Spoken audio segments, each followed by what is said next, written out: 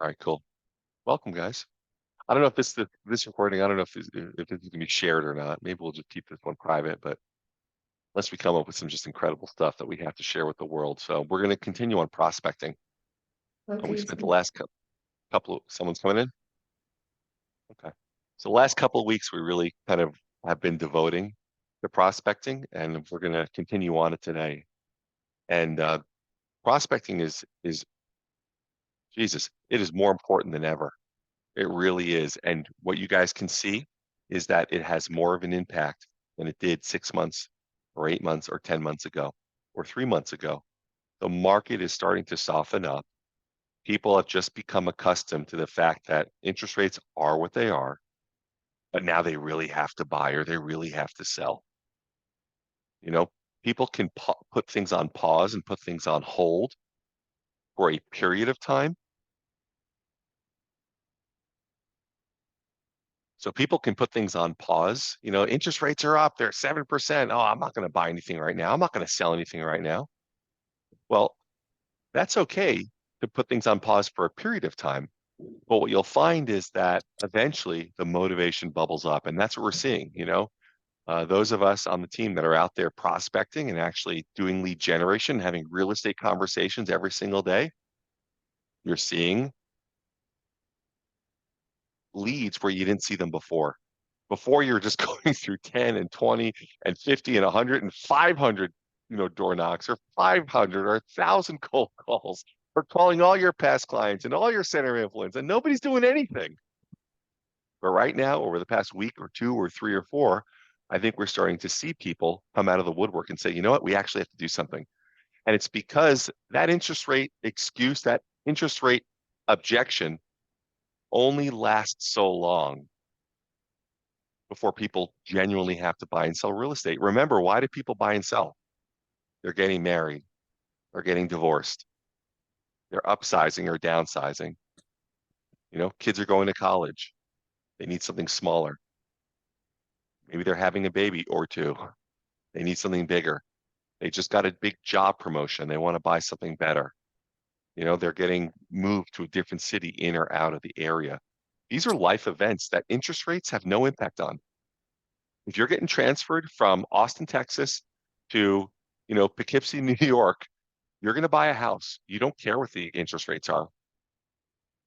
So I think we're seeing that in our real estate conversations that we're having every day. And this conversation that we're going to have today about prospecting, it's so, so relevant because you actually will get results from the effort you put out.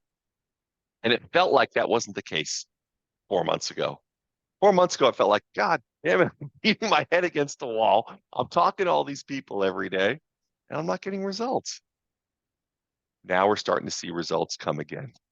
So it's a great, great time to really get recommitted to our lead generation efforts, our real estate conversation efforts.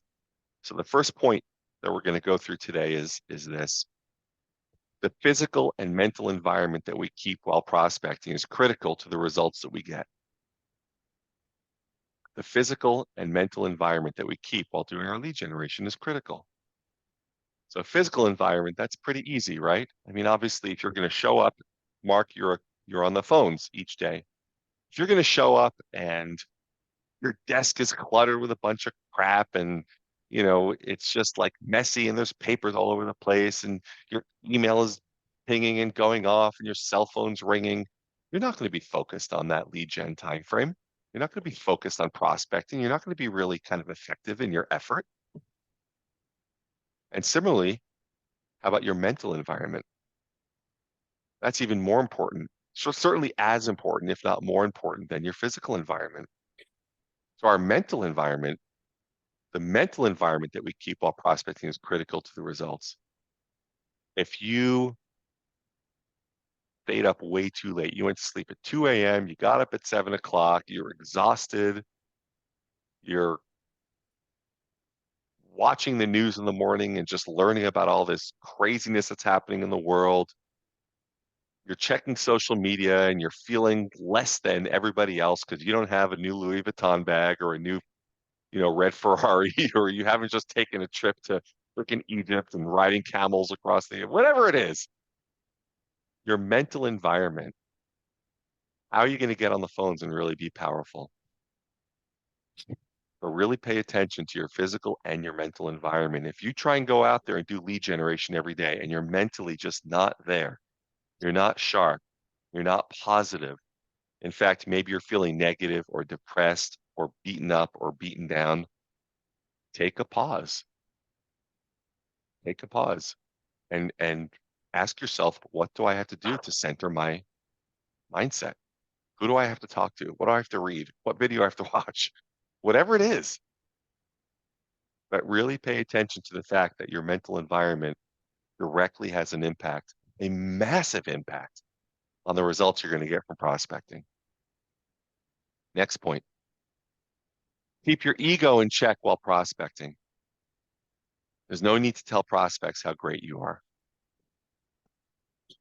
This is actually it's a silly point. I don't tell people how great I am. You know what? As an industry, we do that all the time because we're not trained. So you want to be a powerful prospector? What's that, Mark?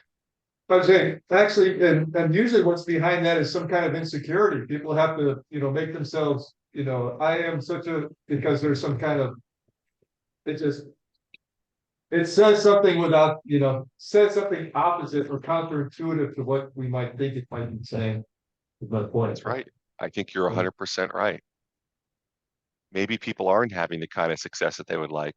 So when they get a prospect on the phone, they're having to compensate for that. Hey, my company does all this business. I do all this business. You're dealing with the number one agent in the area. And it's like, nobody cares, Oh dude. yeah. In fact, Mark, based on what you're saying, by taking an approach of humility, it has the opposite effect of spouting out how fantastic you are, right? You Yeah, just I think become humble and people automatically see the confidence and conviction that shows through there.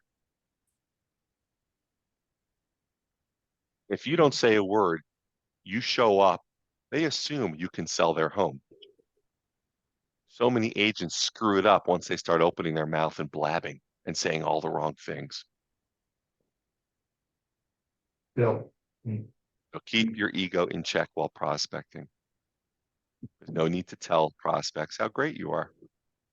Such a cool point. It's such a cool point because when let's say you prospect and you generate a listing appointment, a lot of people feel like they have to show up on that listing appointment with a whole thick book of how great they are and all the marketing and advertising they do. The truth of the matter is, I go into a listing appointment. I don't bring anything. I bring in a CMA with me. I don't say how great I am. I don't say how great my company is. I don't say all the marketing and advertising we're going to do. I simply ask them questions about what they're looking to accomplish and how I can support them in accomplishing that. And they just assume I can sell homes. Makes sense. Like when you go to a doctor, for example, they're just diagnosing, what problem like you might have. They're not like, well, look where I went to school, whatever. Look how many patients I have. They're not. Absolutely. A doctor, an attorney, you go there with the assumption that because they're in business, they can do what they're promising to do. You're right. You're not asking, where'd you go to law school? How high or low in your class did you graduate? What was your grade point average? No, you meet with this guy, he's going to help me. This gal, she's going to help me. So keep your ego in check. Very, very important. Next point, everything in prospecting has to do with numbers. Everything in prospecting has to do with numbers. And if you don't like the word prospecting, call it lead generation. Call it real estate conversations. Everything in real estate conversations has to do with numbers. If you don't know your numbers, you can't go to the next level. What numbers do you have to know while prospecting? And why are they important to know those numbers? By the way, every business knows their numbers. right? I was just in Montana a few days ago, took an airplane home. Do you think they don't know how many seats they have filled, how many snacks they sell, or how many bottles of liquor they sell and what types of liquor? Like you go stay at a hotel.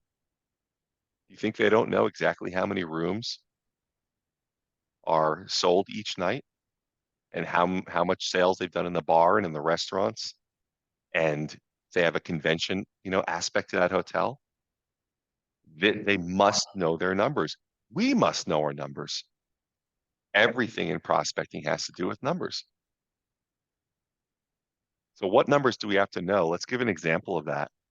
Mark, what numbers do you track when you're prospecting?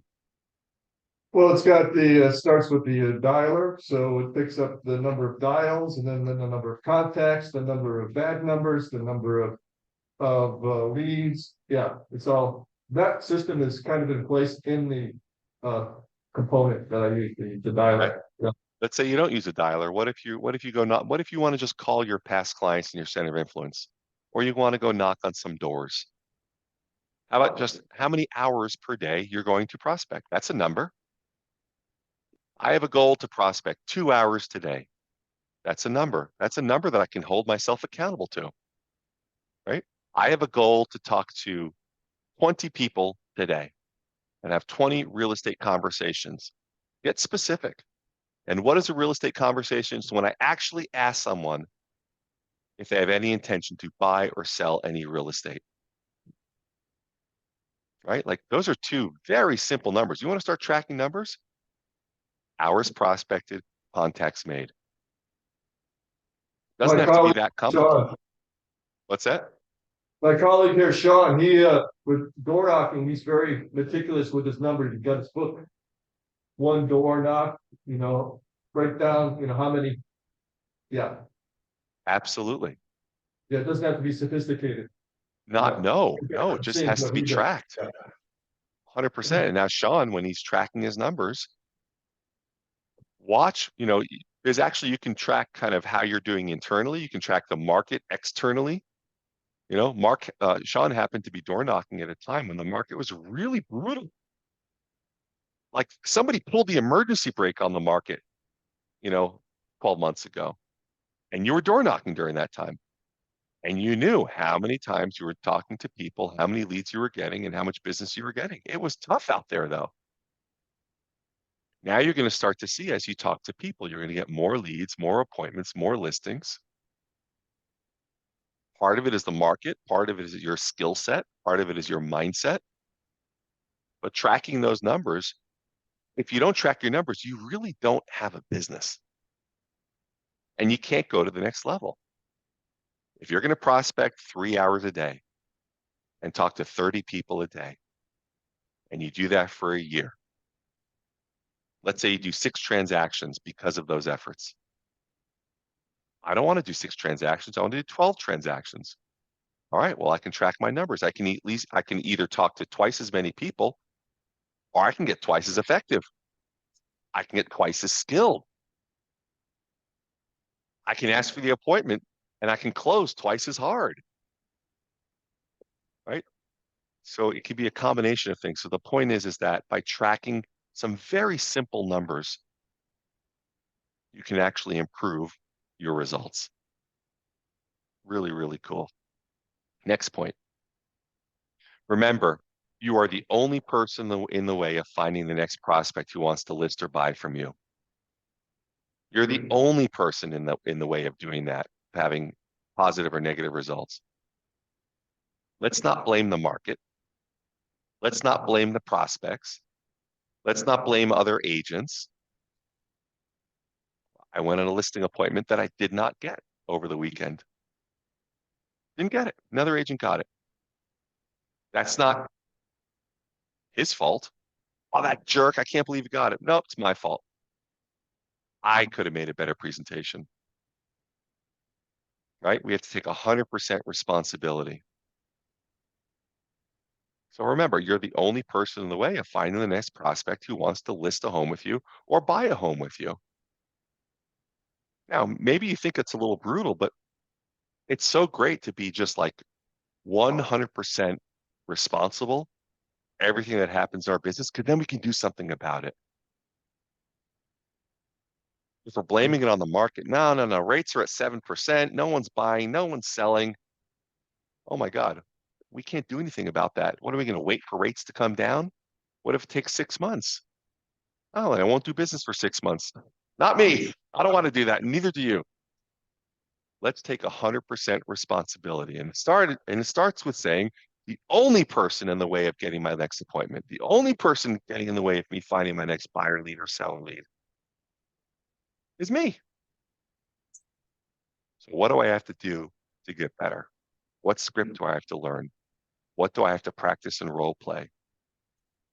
What mindset do I have to adopt? What change in schedule do I have to, have occur? What do I have to learn? Who do I need to learn from? Who do I have to participate with? Who can I model myself after? What do I need to read? Really cool. If you want to fully take responsibility, there's a book by Jocko Willink called Extreme Ownership.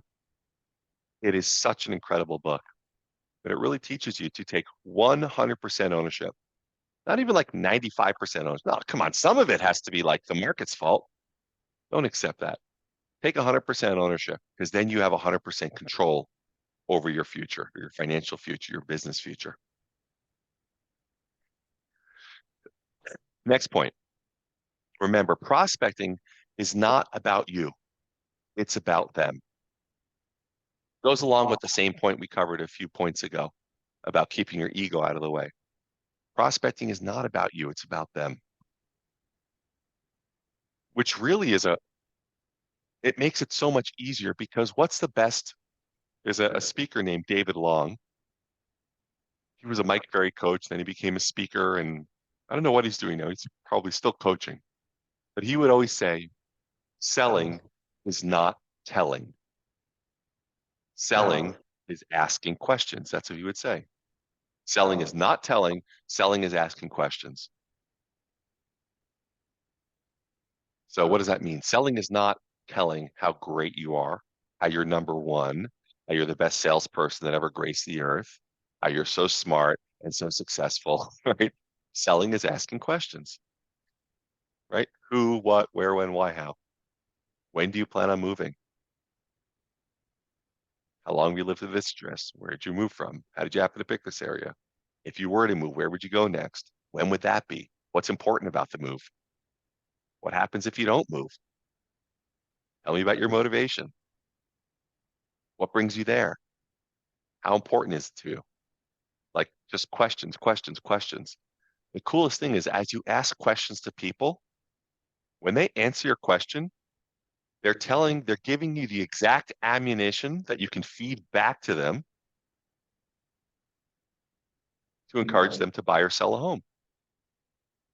In other words, what's important to you about moving to Oklahoma City? Well, my parents are getting old. They live there. I need to go back and take care of them. My dad just fell. He broke his hip.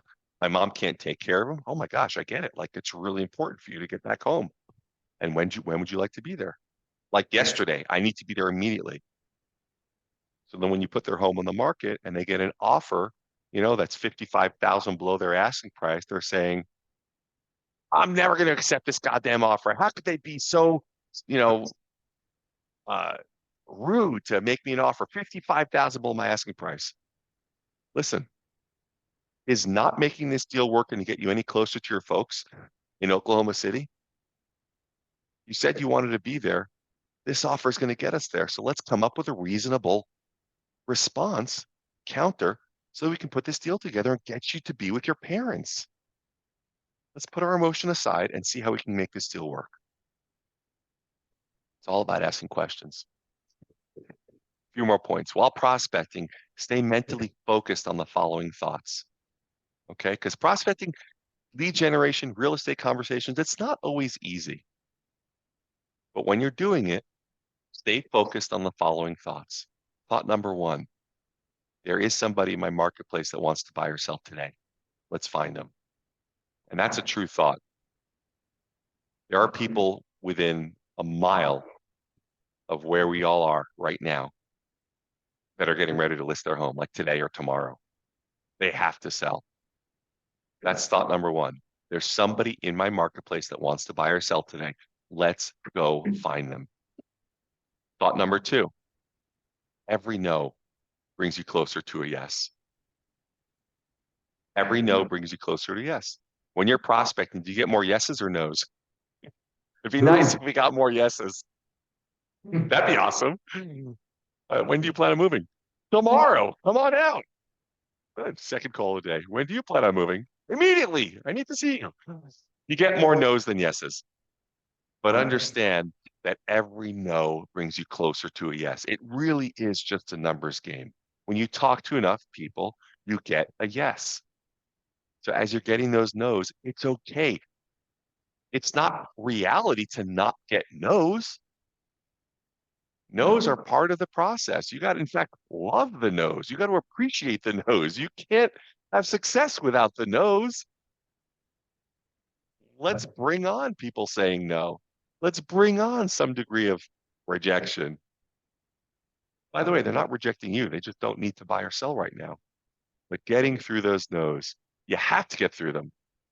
It's like digging through dirt when you're prospecting for gold. You got to dig through a lot of dirt to get to the gold.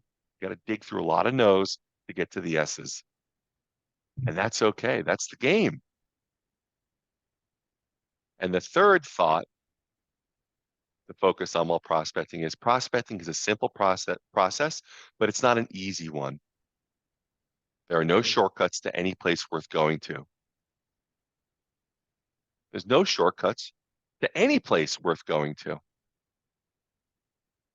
And it's a simple process. It's just not easy necessarily. It's simple, right? Talk to people. That's that's the process of lead generation, talking to people. Whether you're talking to your past clients or you're talking to your center of influence or you're talking to expired listings or cold calling or door knocking or whatever it is for sale by owners, it's a simple process. It's talking to people, but it's not always easy. Why is it not easy? Well, it's uncomfortable. It's uncomfortable, takes energy, takes time, takes repetition, takes getting rejected, I guess. That's not easy all the time. When I first got into the business, I started prospecting like an animal and I started having success. And then after a few months, I thought, wait a second, I'm better than this. I'm not some salesperson. I don't have to prospect anymore. I'll just start sending out mailers, right?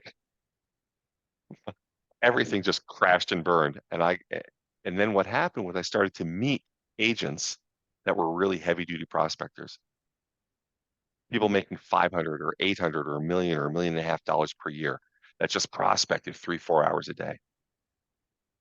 Constantly called past clients, center of influence, expired listings. And I made this connection with, wait a minute, prospecting is a noble thing. I saw all these high level business people making a fortune running a profitable business that did it through prospecting. My ego is telling me, you don't need to prospect anymore. That's beneath you. You're not a door to door salesperson. Then I started to meet these people who ran highly productive business. I mean, you make $1 million a year, $1.5 million a year. You're leading a very good lifestyle. And I started to associate, wait, these high level business people are prospectors. And then I realized I'm going to become a prospector.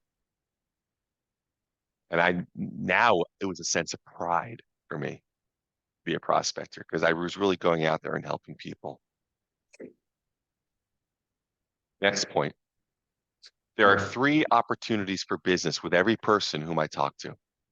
3 opportunities for business. So every time you talk to a person, whether it's a past client or a cold call, it doesn't matter. But there's 3 opportunities. Number one, you're asking yourself, can I do business with this person today or in the next, week or 2 or month or 2? Can I do business with this person soon? Number two, can I get a referral from them? And number three, can I add them to my center of influence list? So there's three opportunities to earn business here from people, no matter who you're talking to. Does this person have a need? Can I do business with them now or in the near future? If not, can I get a referral? Who do you know that needs to buy or sell real estate in the next week or two? Is there anyone you can think of in your church group, in your family, in your office, in your neighborhood? Or did I enjoy talking to this person enough that I'm going to add them to my database? And then tell them, hey, listen, with a lot of my friends, my clients, my colleagues, my customers, I give them an update once a quarter on what's happening with their real estate investment, with their home. Because let's face it, their home, in many cases, is a big portion of people's net worth. Would you like me to keep you on the list so I can touch base with you once a quarter and just let you know what's happening in the market? We'll say, of course, that'd be awesome. So think about that. It's not just you need to sell a home. No, buy, click. It's do they have a need? And they offer a referral to you? And do you want to add them to your center of influence list?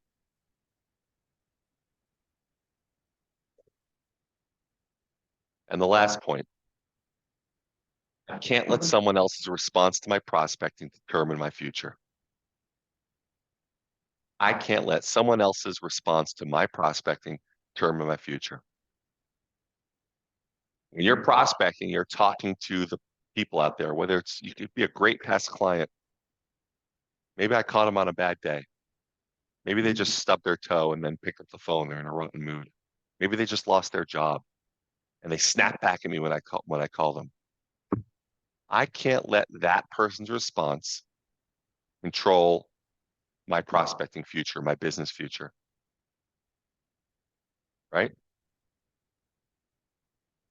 When Dylan or Sean or Mark or Lauren, when you guys are at the doors and talking to people, right? Not every response is like fireworks and balloons and stuffed animals.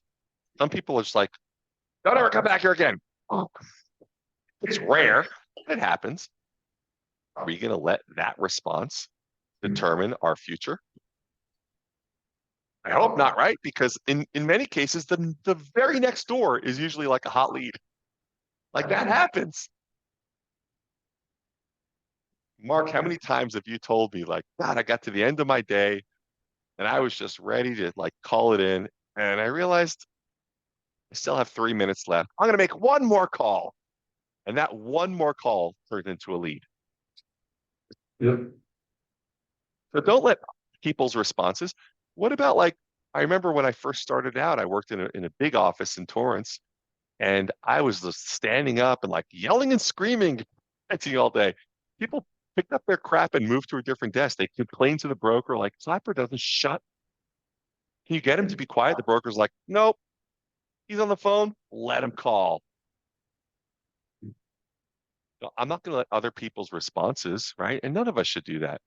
That's one of the reasons that we show up in a group like this, because we will encourage each other to build business. We're not going to break each other down. So don't let, whether it's other agents or it's buyers or sellers or whomever, never ever let someone else's response to your positive efforts in this business determine your future. So that wraps up the prospecting information for today.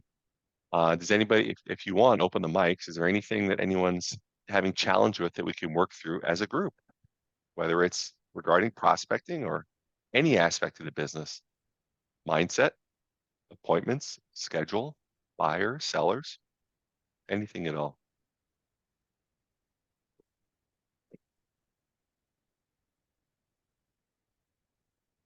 All right, cool. Well, guys, I appreciate you being here.